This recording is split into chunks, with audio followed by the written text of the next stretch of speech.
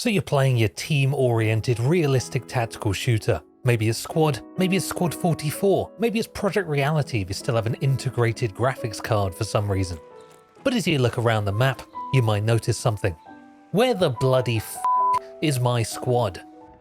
You got one dude dingle-donging over here, you got one pleb being an absolute f***ing gagool over there, and you got this poor guy, known as the squad leader, trying to turn disobedient cats with learning disabilities into a cohesive tactical unit representing the pinnacle of modern infantry combat. Yes, not gonna work. No wonder all these games fail miserably when it comes to teamwork and communication. But it could work if these games just had lines.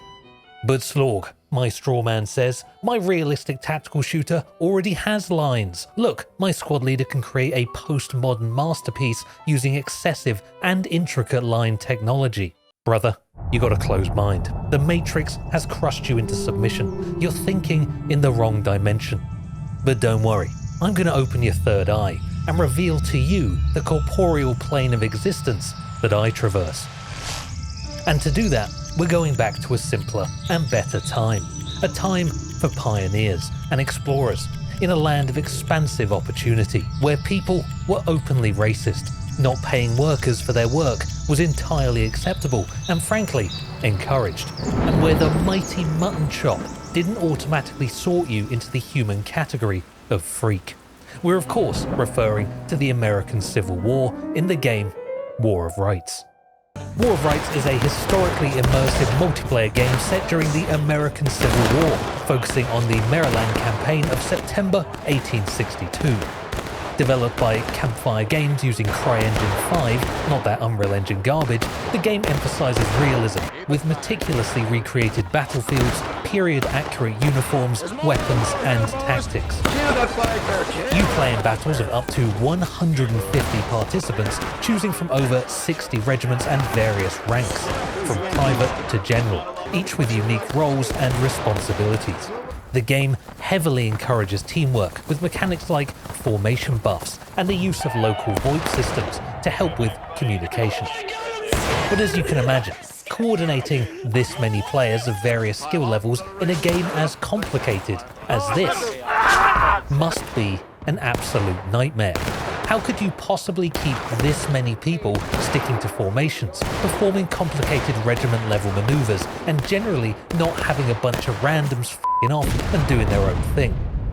Well, if you were to use the mechanics of literally any other realistic shooter in existence, it would be legit completely impossible, and this game would be absolute garbage. But fortunately for us, War of Rights is a game made by a team of absolute geniuses, quietly pushing the boundaries of the realistic FPS, and for some reason, barely anyone will even talk about it. No homosexuality here, boy. No. In War of Rights, much like other realistic shooters, the low-level grunt cannon fodder, that's you, are ordered around by the higher-ranking officers.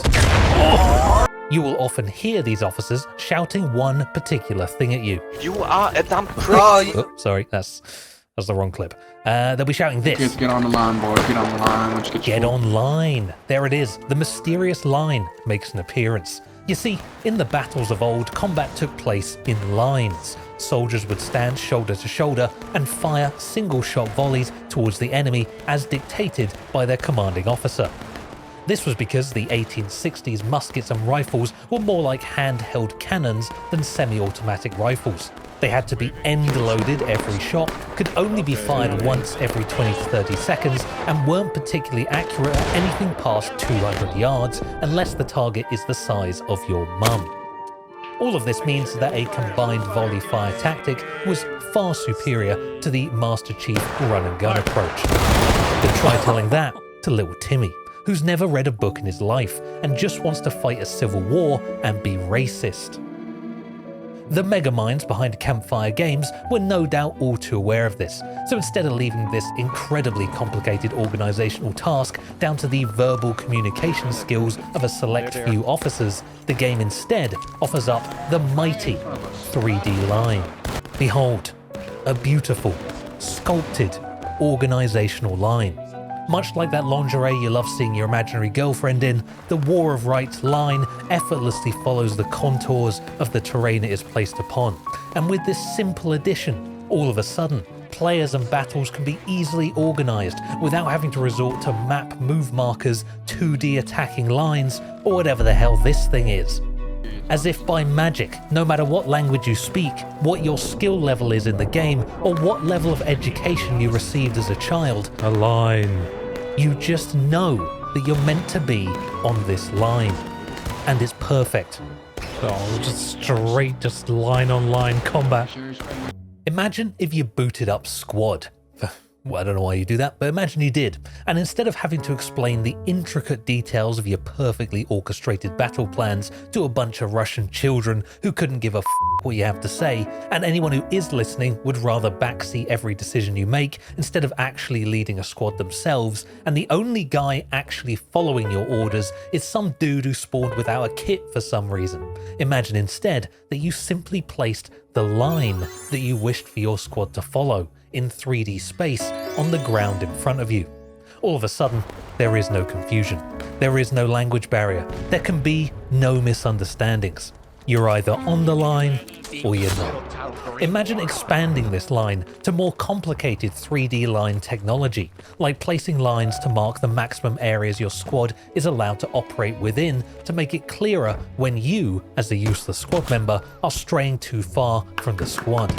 Imagine placing lines against a building for a breach. Imagine each individual player is given a spot they're supposed to stand on depending on their role, to execute an actual realistic room breach. Of course, you can't imagine that, because you're too busy trying to tell me that 3D lines across the terrain is unrealistic and would ruin your immersion. Well, how about you think for a second, kid? Real-life soldiers are actually trained. They know how to execute room breaches. They know how to follow orders. They know what guardrail means. They know what a perimeter looks like, and they know not to walk off alone onto the battlefield. Unfortunately, these trained digital soldiers are being puppeted by you and me. Morons who have no understanding of the intricate training of a real-life soldier. The 3D line technology is a gamified way of giving us, and I cannot stress this enough, morons, the power to have years of soldier training visually represented on the ground in front of you. It would actually make whatever game you're playing more realistic than it's ever been, as all of a sudden you and everyone around you will have been gifted with that Matrix soldier training upload we all wish was real.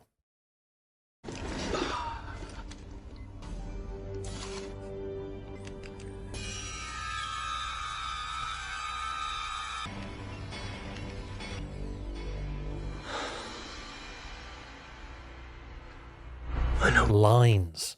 Now I know, not everyone can be saved. Jack Frags calls Armory Forger the future of FPS gaming and the next Battlefield.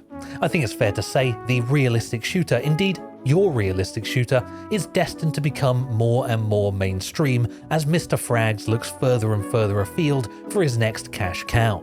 But instead of becoming a new player gatekeeper, why not instead embrace the evolving technologies of our time?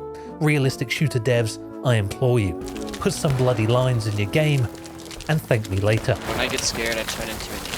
Thank you for watching. My name is Slorgs and this is my weird new setup for a weird video about lines. If you liked it, then, maybe drop a like, maybe subscribe, maybe stay tuned for the next one where maybe I'll be standing in front of a camera with a cool apron on again. You don't know. I do.